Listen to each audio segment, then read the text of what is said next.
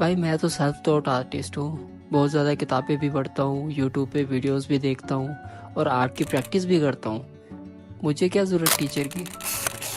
इस ड्राइंग को देखो, ये काफ़ी बड़े साइज में मैंने बनाई थी और अकॉर्डिंग टू रेफरेंस फोटो ही बनाई थी, लेकिन फिर भी ऐसा लग रहा है कि इस हाथ में कोई ना कोई कमी है। यह हाथ तो फिर भी ठीक लग रहा है, इस हाथ में ऐसे लग रहा है कि कुछ ना कुछ गड़बड़ है। लेकिन मैंने तो अकॉर्डिंग टू रेफरेंस फोटो बनाया था, लेकिन फिर भी इसमें कमी क्यों आ रही है। इसलिए मैं आपको बताता हूँ कि क्या मसला आ रहा है। ड्राइंग की आपने बहुत ज़्यादा प्रैक्टिस भी की होगी, यूट्यूब पे वीडियोस भी देखी होंगी, आपके फंडामेंटल्स भी क्लियर होंगे, हो सकता है कि आप बुक्स भी पढ़ते हो, मैं सारी चीज़ें मानता हूँ। लेकिन एक चीज़ ऐसी है जो आप खुद को गाइड नहीं कर सकते। मैं बात कर रहा हूँ गाइडेंस की। एक अच्छा टीचर ही स्टूडेंट को गाइड कर पाता है कि ये ऐसे समझो कि आप एक तीर चला रहे हो और आपको पता ही नहीं कि तीर किस निशाने पे लगेगा। मैं बात कर रहा हूँ गाइडेंस की।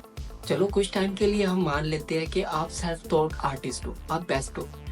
अब थोड़ा समझो, आप यूट्यूब पे क्या सर्च करते हो, जो चीज़ें आपको सीखनी होती है।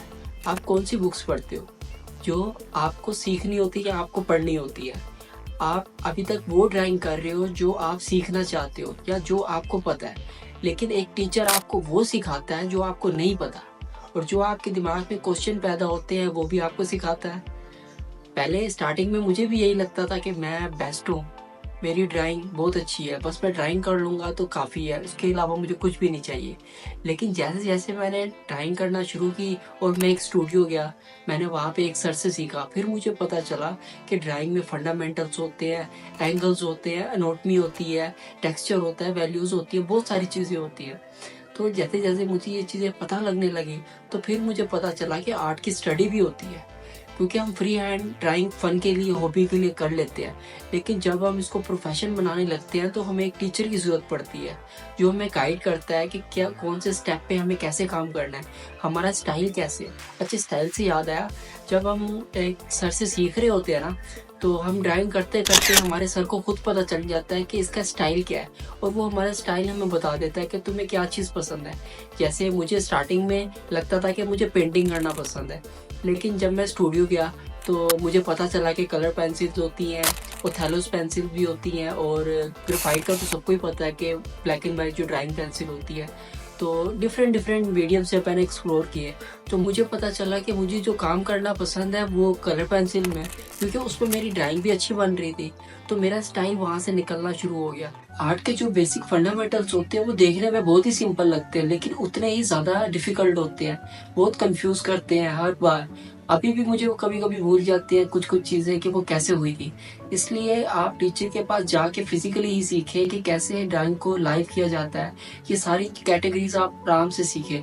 ये आपको एक अच्छा टीचर ही गाइड कर पाता है कि ड्राइंग के बेसिक फंडामेंटल्स क्या है।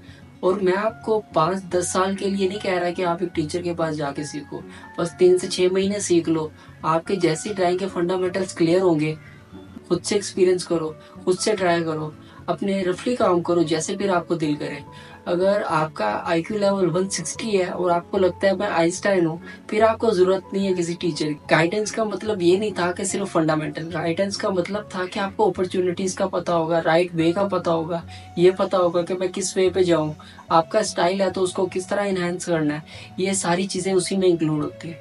अगर आप स्टूडियो नहीं जा सकते तो मेरी वीडियोज़ देख लेना, क्योंकि 50% तो आप आर्टिस्ट वैसे ही बन जाओगे मेरी वीडियोस देख कर।